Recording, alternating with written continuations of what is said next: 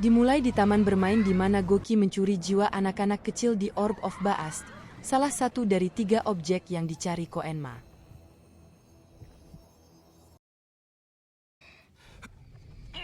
Di sisi lain, Koenma mencoba membantu Yusuke menggunakan energi rohnya dan menyalurkan kekuatannya seperti pistol, sebuah jurus yang disebutnya Spirit Gun.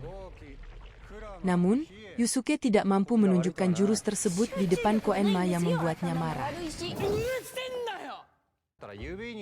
Dia mengingatkan Yusuke bahwa dia harus bekerja cepat untuk mencapai ketiga yokai yang ada di dunia manusia.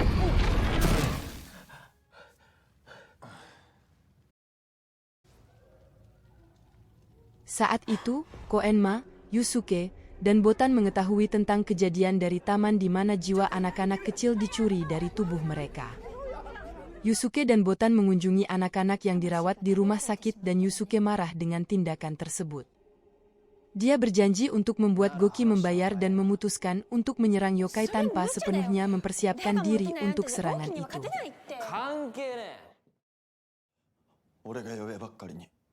Kazuma juga berada di rumah sakit mengunjungi Kirino yang menderita karena yokai. Dalam perjalanan keluar, mereka bertemu dengan Kazuma dan yang mengejutkan, Kazuma dapat melihat Botan. Yusuke akhirnya memberitahu Kazuma kebenaran tentang dunia roh dan yokai dari dunia iblis, dunia bawah, yang menyerang dunia manusia. Botan menyeretnya keluar tetapi informasi itu membuat Kazuma berpikir.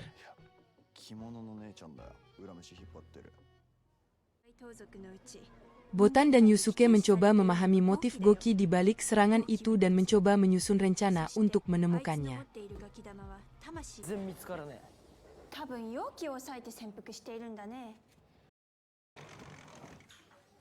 Yusuke merasa lapar dan mengunjungi tempat ramen tempat Kieko bekerja. Di sana, dia bertemu dengan anak laki-laki yang hidupnya telah dia selamatkan.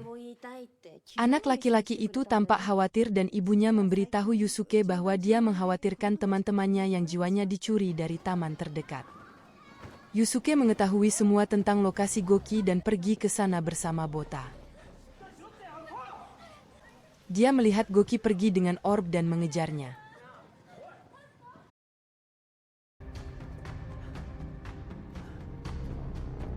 Goki meninggalkan orb tersebut di tanah sebagai umpan dan menyerang Yusuke saat dia meraihnya. Goki mengambil wujud aslinya dan melawan Yusuke di tempat parkir dekat taman. Saat itu, yokai lain bernama Kurama muncul di tempat parkir dan mengawasi mereka dari jauh. Yusuke mencoba yang terbaik untuk menghentikan raksasa itu tetapi Goki tidak dapat dihentikan.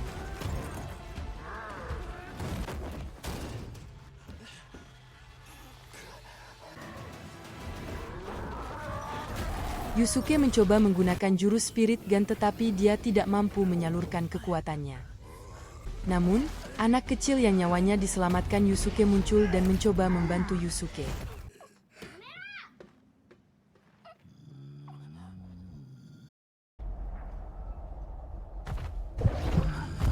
Goki menjadi serakah dan mencuri jiwa anak itu.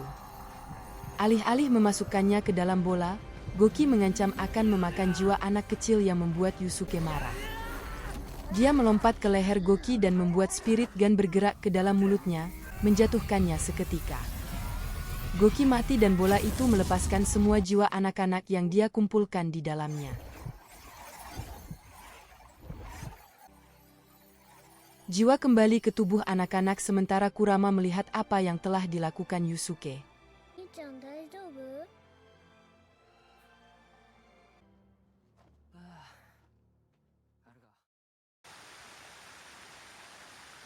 Malam itu, Tuan Gonzo Tarukane mengunjungi Yukina, seorang yokai perempuan muda yang dia culik untuk hiburannya.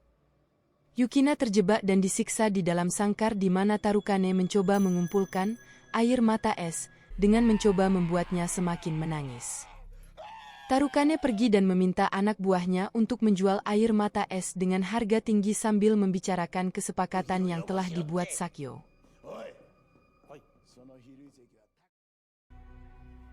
Kemudian melihat Hiei yang membawa pedang bayangan bersamanya. Dia menyerang dirinya sendiri di dahi dan segera berubah menjadi iblis Ikles. Mata ketiga.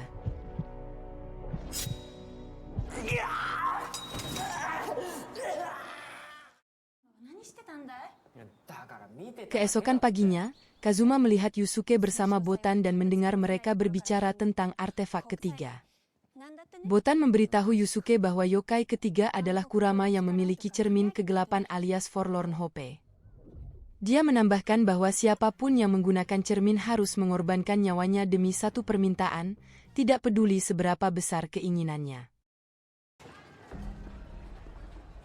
Yusuke bertemu Kurama di jalan dan menyadari dialah orang yang menyaksikan pertarungannya dengan Goki. Yusuke mengikuti Kurama dan tiba di rumah sakit. Di sana dia melihat Kurama mengunjungi ibunya yang sakit yang tinggal beberapa bulan lagi. Secara pribadi, Kurama memberitahu Yusuke bahwa dia adalah seorang yokai yang telah memasuki tubuh wanita hamil bertahun-tahun yang lalu dan dilahirkan sebagai anak manusia yokai hibrida. Dia mengungkapkan bahwa wanita itu telah merawatnya dengan baik dan sekarang dia hanya membalas budi dengan mengorbankan nyawanya. Dia meminta Yusuke untuk membiarkan dia menggunakan cermin untuk menyelamatkan nyawa ibunya.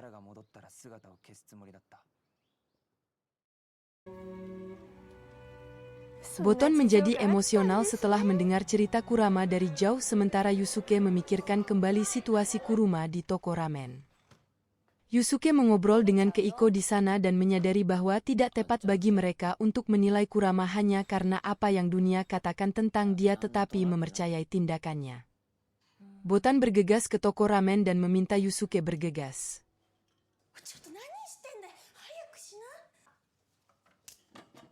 Dia mengatakan kepadanya bahwa dia harus bertindak cepat karena ini adalah malam bulan purnama dan Kurama akan menggunakan cermin kegelapan malam itu. Dalam perjalanan keluar, Yusuke bertemu dengan Kazuma yang mencoba menghentikannya menyelamatkan nyawa yokai. Kazuma mengingatkan Yusuke apa yang telah dilakukan yokai pada Kirino. Namun, Yusuke menepisnya dan pergi menyelamatkan Kurama. Kazuma mengikuti Yusuke dan pergi ke rumah sakit juga. Di sana, Kurama berdiri di samping ranjang rumah sakit ibunya dan menyampaikan permohonannya. Namun, Yusuke mencoba masuk ke dalam dan menghentikannya. Keduanya diangkut ke dunia bawah dan Yusuke memberitahu Kurama bagaimana rasanya kematian seorang anak bagi seorang ibu. Dia memberitahu Kurama semua tentang pengalamannya baru-baru ini dengan kematian dan reaksi ibunya terhadapnya. Yusuke menawarkan separuh hidupnya bersama dengan Kurama untuk menyelamatkan nyawa ibunya. Setelah keinginannya terkabul, baik Kurama maupun Yusuke dibawa kembali ke dunia manusia. Kazuma meminta maaf kepada Yusuke atas kesalahannya dan kedua musuh tersebut memutuskan untuk mengambil semangkuk ramen untuk mengakhiri permusuhan mereka.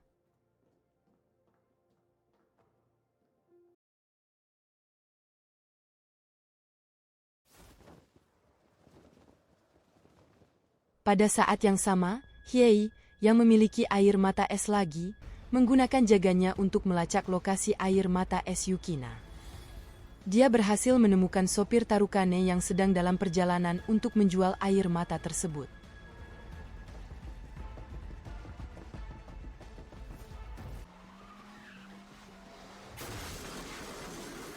Dia mencuri air mata darinya yang membuat marah Tarukane.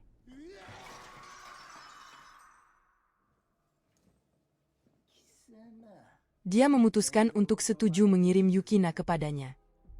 Dia menelepon Sakyo dan memutuskan untuk mengakhiri kontraknya dengan Sakyo tetapi Sakyo memintanya datang ke tempatnya untuk bernegosiasi. Episode berakhir dengan Taguro tua dan muda, iblis kelas es mengunjungi Sakyo.